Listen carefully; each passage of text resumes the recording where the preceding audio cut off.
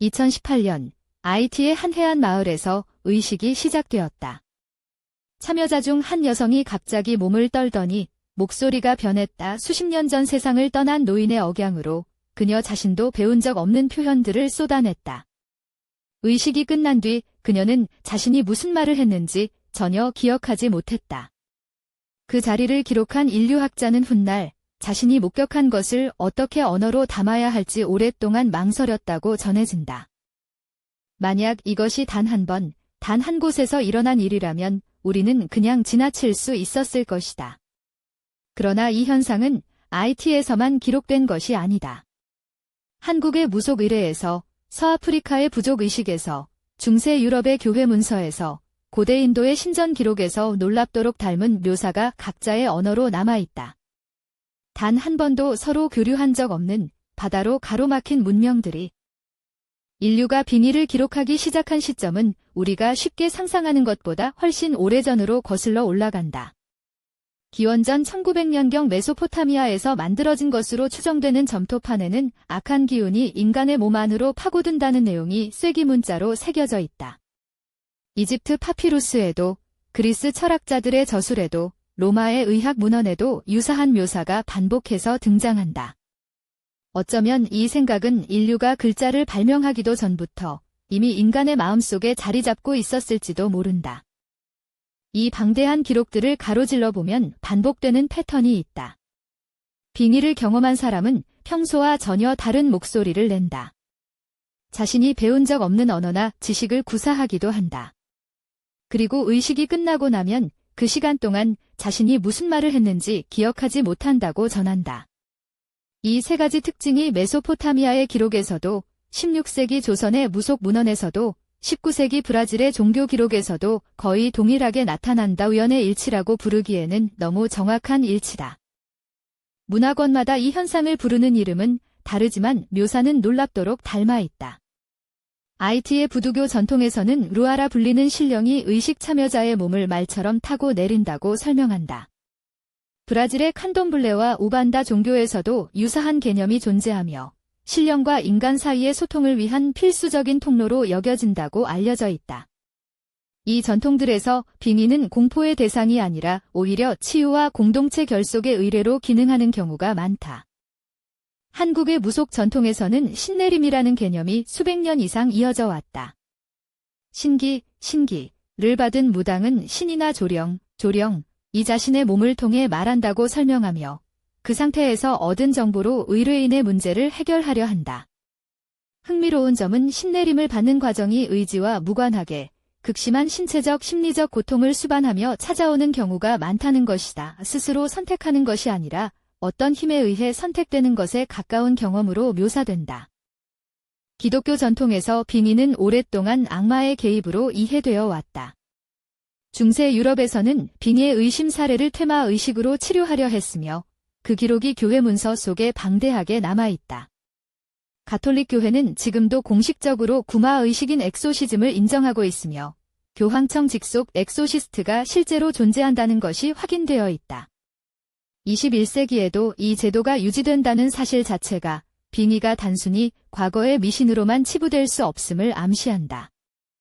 이슬람 전통에서는 진이라 불리는 존재가 인간의 몸에 깃들 수 있다는 개념이 고전 문헌 속에 기록되어 있다고 알려져 있으며 이슬람식 치료의식인 루키야를 통해 이에 대처하려는 관행이 동남아시아와 중동 각지에서 이어져 왔다.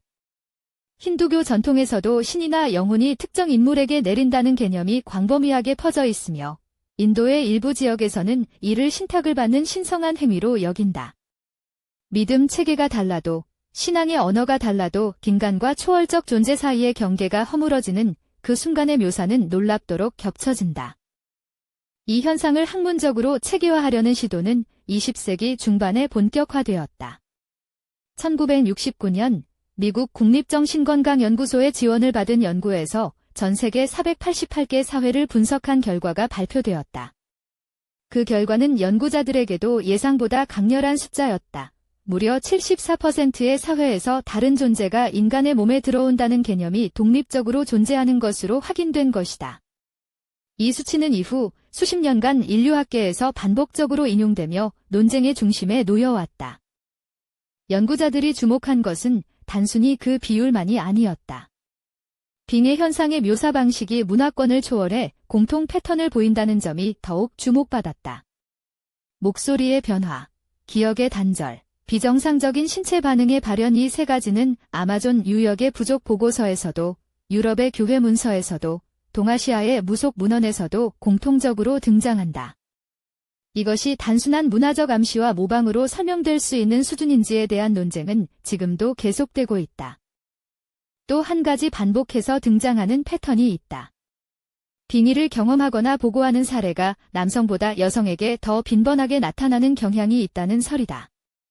그러나 그 원인에 대해서는 해석이 극명하게 갈린다. 여성이 특정 신경생리학적 조건에서 트랜스 상태에 더 쉽게 진입한다는 주장, 역사적으로 발언권이 제한되었던 여성들이 빙의라는 형식을 통해 사회적 발화 공간을 확보했다는 해석, 혹은 단순히 문화적으로 여성의 빙의 경험이 더 가시화되어 기록된 것이라는 견해까지.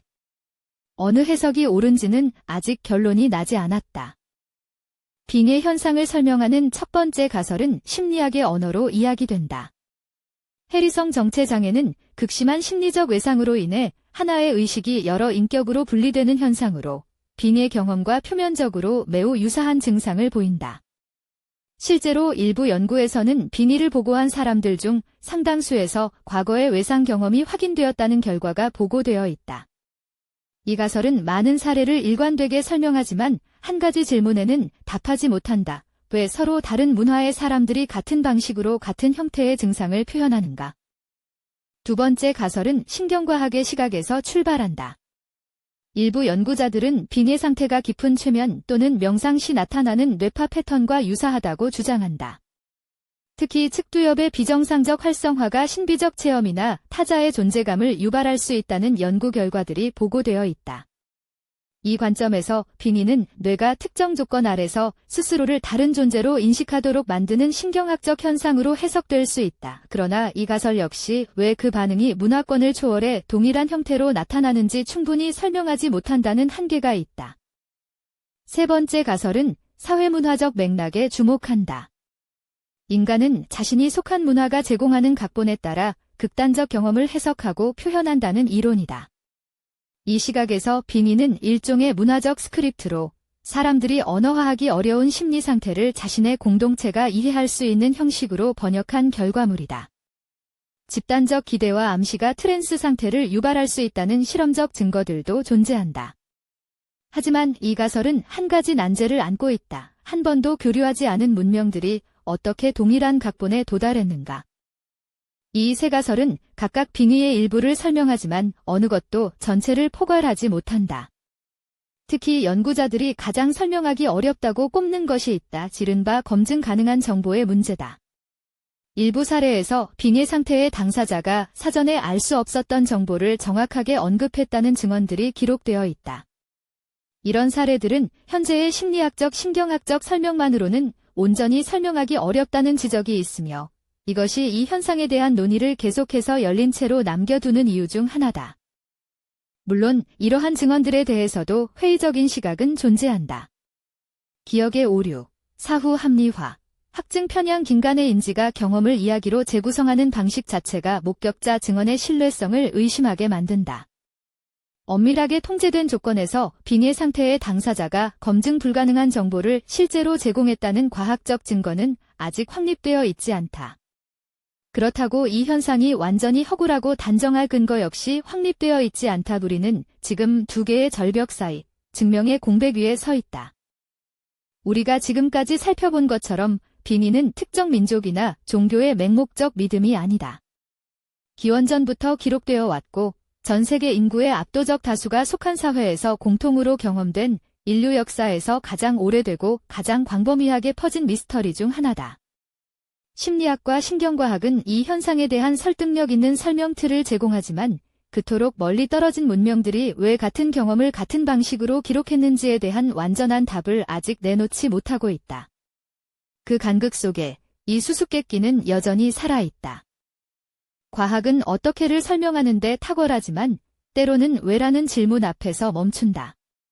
수천 년간 서로를 모르는 채로 인류는 같은 이야기를 반복해왔다. 진간의 몸 안에 들어오는 무언가에 대한 이야기를. 그것이 정신의 깊은 곳에서 올라오는 것인지, 아니면 우리가 아직 이해하지 못하는 바깥에서 비롯되는 것인지 어느 쪽도 완전히 증명되지 않았다. 수천 년간 인류가 공유해온 이 경험이 순수한 착각이었을까? 아니면 아직 우리 언어로 담기지 않은 무언가의 반영이었을까?